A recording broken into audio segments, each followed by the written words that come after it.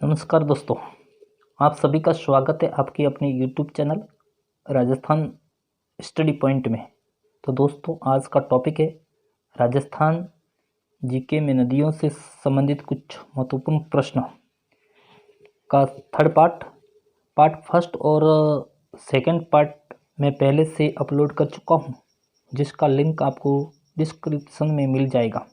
तो चलिए शुरू करते हैं। आज का पहला प्रश्न, नदी घाटी में चंबल सहित पूर्व से पश्चिम दिशा में निम्नलिखित 4 नदियों का क्रम होगा। पूर्व से पश्चिम, उल्टा पूछा है, पश्चिम से पूर्व नहीं पूछा, पूर्व से पश्चिम। तो पूर्व से पश्चिम में जो नदियों का सही क्रम होगा वो कौन सा है? तो देखो, पहले इसमें आएगा पार्वती श, उसके बाद आपके आएगा द, काली सिंध द। उसके बाद में चंबल आएगा। उसके बाद में आएगी बनास नदी ब। तो जहाँ पर स द अ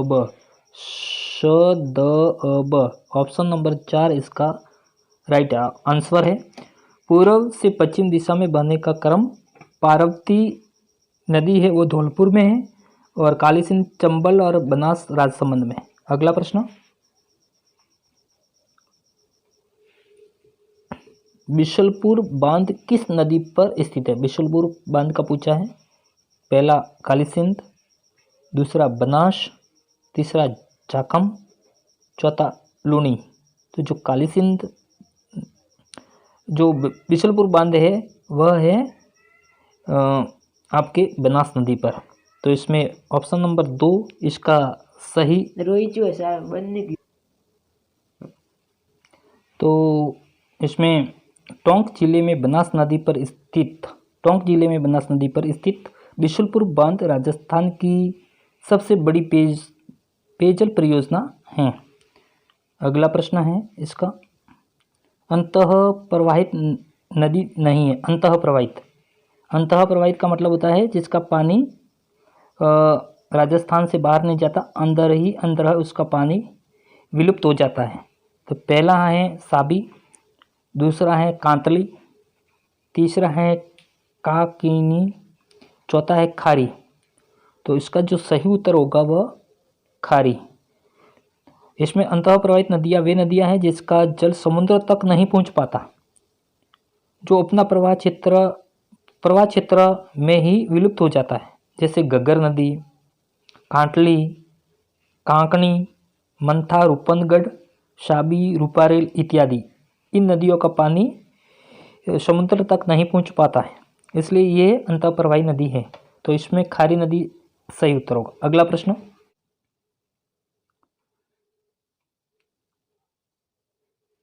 जिस नदी का जल किसी खुले महासागर में नहीं पहुंचता वह है, यानी कि आंतरिक प्रवाह की नदी कौन सी है? साबरमती, माजम, कांतली, सोम। तो इसकी जो आंतरिक प्रवाह की जो नदी है वो कांतली है। कांतली राजस्थान के में पूर्व बहाव की दृष्टि से आंतरिक प्रवाह की सबसे लंबी नदी है। यह झुंझुनू, इंपॉर्टेंट है, यह झुंझुनू को 2 भागों में बांटते हुई चूरू की सीमा में विलुप्त हो जाती है। अगला प्रश्न,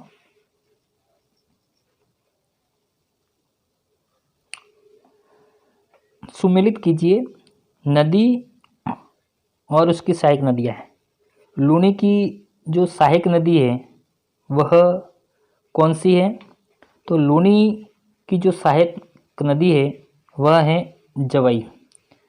तो पहले का होगा 3।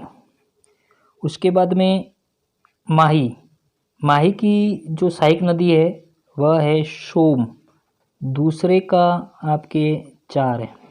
उसके बाद में साबरमती की जो सहायक नदी है वह है, साबरमती की सहायक नदी इसमें कौन सी होगी? 1 वाकल। तो तीसरे का होगा आपके 1, और चौथे में काली सिंध की जो सहायक नदी है वह है 2, 4 का 2, तो जिसमें ऑप्शन नंबर 3, 4, 1, 2 है। 3, 4, 1, 2 ऑप्शन नंबर 3 इसका लूनी की जो सहायक नदी है वो आपको मैं बता देता हूँ। सुकड़ी, मिठड़ी, बांडी, खारी, जवाई, लीलड़ी, गुहिया, शांगी, एवं जोजड़ी, ये सभी लूनी की सहायक नदी है। माही की जो सहायक नदी है इसमें ईरू है, सोम, अनास, चाप, एराव, एरन, ये सभी माही की सहायक नदी है। और उसके बाद में साबरमती की जो सहायक नदी है बाकल है, हथमती है, मेशवा है, बेतरक, माजम, ये इसकी सहायक नदी। काली सिंध की जो सहायक नदी है वह परवन, आहू व नीमाज इसकी सहायक नदी है। अगला प्रश्न, अनास, एराव व सोम, देखो सहायक नदियों का प्रश्न है। अनास, एराव व सोम जिस नदी का सहायक नदियां हैं, जिस नदी की ये की आएगी, जिस नदी की सहायक नदियां हैं वह हैं, तो ये सभी किसकी सहायक नदियां हैं? अनास, एराव और सोम, ये सभी माही की सहायक नदियां अभी आपको मैंने बताया था, तो इसका ऑप्शन नंबर 1 सही उत्तर। अगला प्रश्न,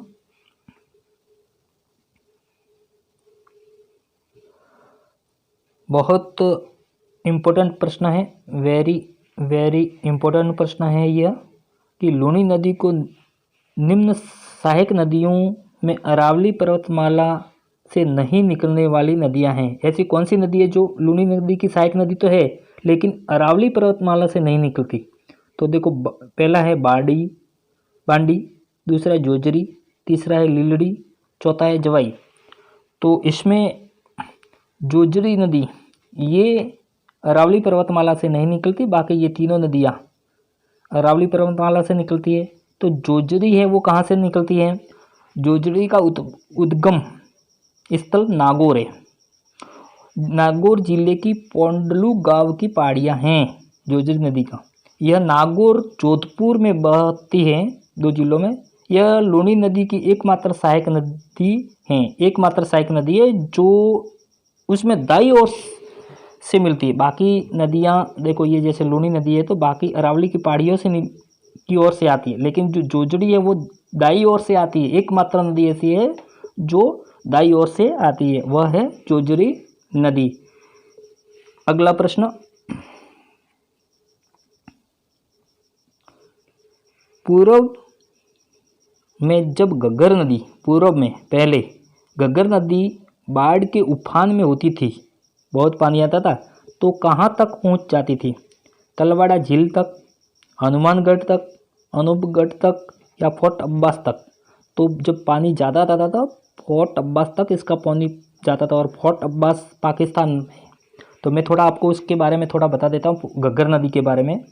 घग्गर नदी इसका जो उद्गम है वह हिमाचल प्रदेश की शिवालिक पहाड़ियाँ, घग्गर नदी का उद्गम हिमाचल प्रदेश की शिवालिक पहाड़ियाँ है, कालका माता के मंदिर के पास से होता है। यह जो घग्गर नदी है यह आंतरिक प्रवाह की दृष्टि से सबसे लंबी नदी है राजस्थान में।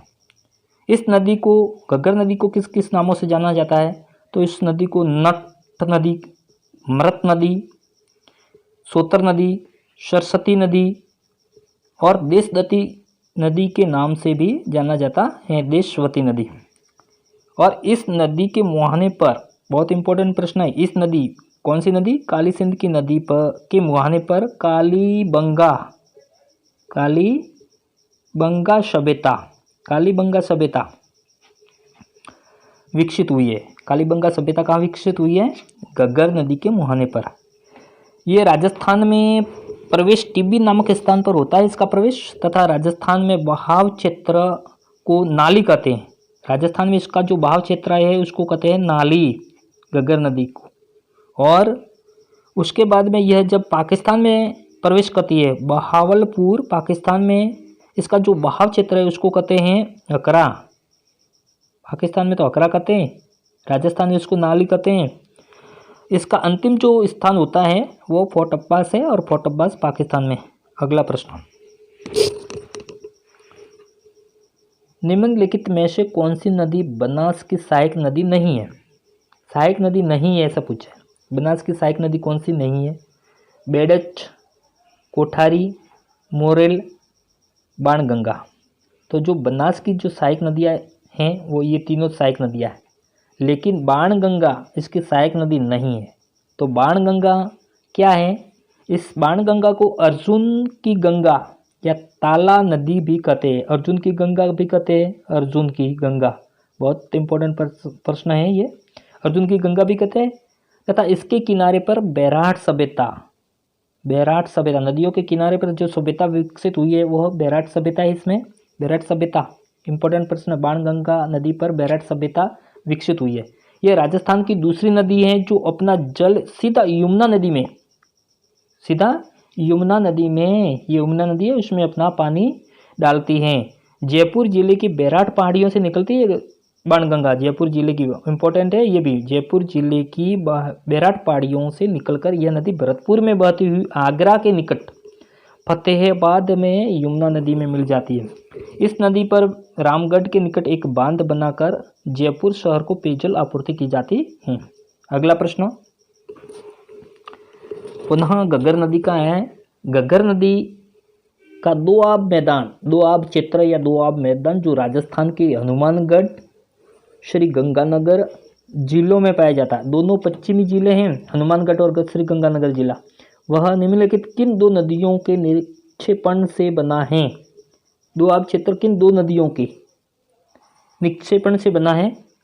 पहला बनास और बाणगंगा नदियों द्वारा, दूसरा घग्गर और व्यास नदियों द्वारा, तीसरा जवाई और सुखड़ी नदियों द्वारा, और चौथा है घग्गर या सतलज नदियों द्वारा। तो इसका जो सही उत्तर है वह घग्गर और सतलज नदियों द्वारा दोआब मैदान बना है। अगला प्रश्न, लूनी का उत्तरी क्षेत्र क्या कहलाता है? तो जो लूनी का उत्तरी क्षेत्र है वह थली कहलाता है। अगला प्रश्न,